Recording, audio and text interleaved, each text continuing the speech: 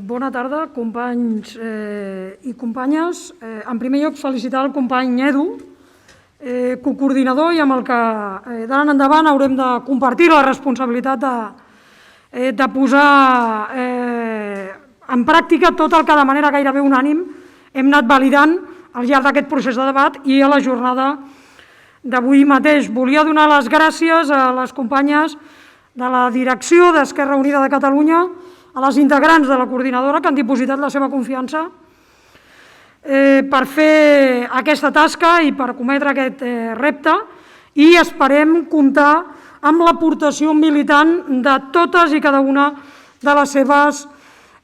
integrants. Acabem avui un procés constituent que va començar fa gairebé 2 anys. Entràvem aleshores després de molts anys de mirar-nos de reüll i fins i tot amb malfiances. I avui hem de donar aquesta etapa per acabada. Encetem un procés de construcció d'Esquerra Unida de Catalunya en positiu, en constructiu, a l'ofensiva, com hem fet per construir el nostre programa polític i els nostres estatuts, de manera col·laborativa per superar, com diria el mestre Bumburi, los clichés de la paranoia de los que solo quieren ver enemigos que vencer. Esto ya no nos interesa. A partir de demà, sobre la base d'uns documents que tenen un suport com poques vegades han obtingut les propostes polítiques a la tradició de la que venim, comencem a treballar per fer possible l'organització que totes ens mereixem, arrelada al territori, també als moviments socials, a d'altres entitats de l'esquerra política i de l'esquerra social i sindical, en capacitat d'incidència i de relació política, que posi en primer lloc les necessitats de les persones, que posi al centre un concepte, ara que s'acosta el 14 d'abril, de republicanisme no màgic, sinó com a garantia de la igualtat d'oportunitats i dels drets de ciutadania de les persones al nostre país i de fraternitat entre els pobles de l'Estat. Els reptes són enormes, el compromís també ho és, la determinació sense cap mena de dubte, i esperem estar a l'alçada de la tasca a desenvolupar i fer-ho possible amb la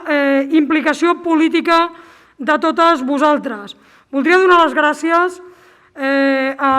tots els equips que han fet possible aquest procés assembleari, a l'equip tècnic, que avui ha fet una tasca fantàstica, però també als equips polítics, al grup d'institucional, al grup d'acció política, i a la pròpia col·legiada, que crec que ha demostrat que tenia una capacitat política molt important per fer front als reptes que se'ns plantejaven, però sobretot a la militància per la seva participació activa a la tasca assembleària, la qualitat de l'aportació de les contribucions, la generositat política i la bona predisposició a fer possible l'acord i l'entesa als debats. Simplement, per anar acabant, una referència al fet que aquesta és una coordinació plural, no sempre serà coincident, però sí que n'estic segura que compartim una voluntat cosidora i superadora de diferències